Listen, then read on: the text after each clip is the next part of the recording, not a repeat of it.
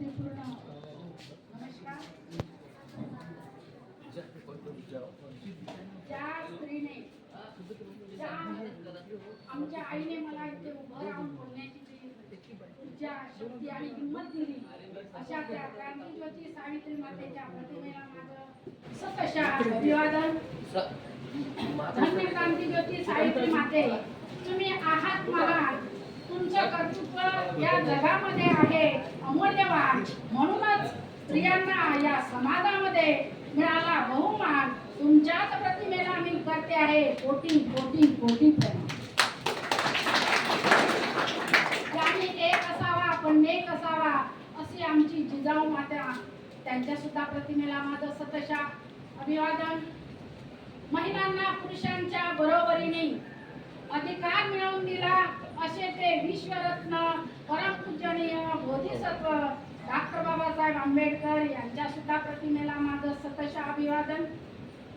ज्या ज्या महापुरुषांनी आणि ज्या महिलांनी या समाजाकरिता आपली आहुती दिली, बलिदान दिले, अशा सर्व महापुरुषांच्या प्रतिमेला माझं सतशा अभिवादन.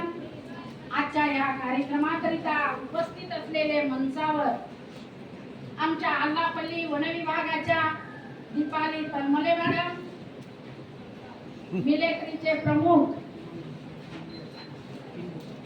किल्लो सर,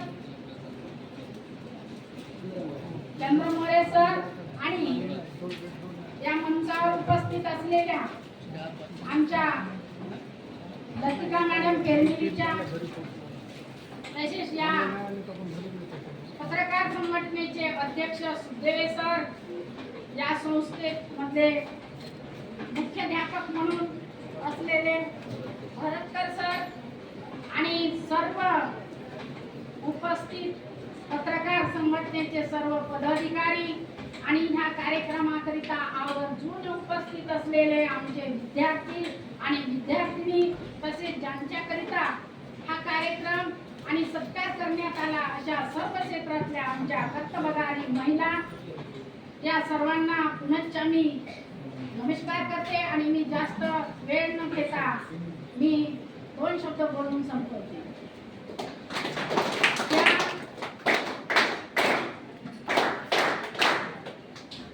ज्या महिलांनी आम्हाला शिक्षण माहिती नव्हतं, आम्ही मागे गेलो आणि बघितलं तर आमच्या आजी आजोबाची आजी आणि आजोबाची म्हणायला काही हरकत नाही, शिक्षणच नव्हतं त्यावेळी आमच्यावर कसे अत्याचार अन्याय होत होते. परंतु आज सावित्रीबाईच्या शिक्षणामुळे आणि संविधानामध्ये डॉक्टर बाबासाहेब आंबेडकरांनी आम्हाला जे हे प्राधान्य दिलं, जे अधिकार दिलं, त्यामुळे आम्ही महिला सर्व क्षेत्रामध्ये भरारी घेऊन आपलं मानाचं जीवन जगत आहोत. आपण आपल्या समोरच बघत आहोत आमच्या या आलापल्ली ज्यांच्या तलमले मॅडम आपल्या महिला भगिनी आहेत. आणि म्हणून बाबासाहेब काय म्हणतात मुलांसाठी, इथे बसलेल्या मुलींसाठी, ते तुम्ही बघत आहे, तुम्हाला पण वाटते की आमच्यासारखं पुढे झालं पाहिजे आणि नक्की व्हायला पाहिजे, ती सदिच्छा तुमच्यामध्ये असायला पाहिजे. बाबासाहेब म्हणतात शिक्षण हे वाघिणीचं दूध आहे, ते प्राशन केल्यावर व्यक्ती हा दुर्बुरल्याशिवाय राहत नाही. आणि म्हणूनच या तलमले मॅडमनी शिक्षण घेतलं आणि आज आमच्या समोर बसलेले आहेत.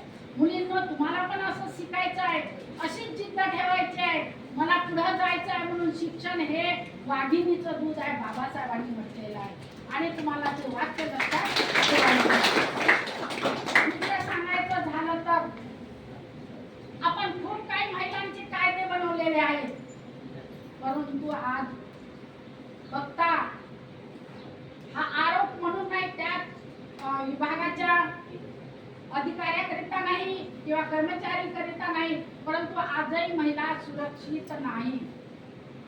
याचं कारणच असं आहे का आमच्यामधले जे एखादी अन्याय झाला आणि न्याय मागासाठी जर आम्ही गेलो तर त्यांच्या वतीने त्यांचे जे मंत्री लोक असतात किंवा अजून वरिष्ठ असतात आणि तो न्याय मिळत नाही, आम्ही लोक हताश होतो आणि मग आम्ही मागे जातो. तर हे असं होता कामा नये. महिलांनी पण कुठल्याही विभागात काम करताना आणि धाडस तिने केलं.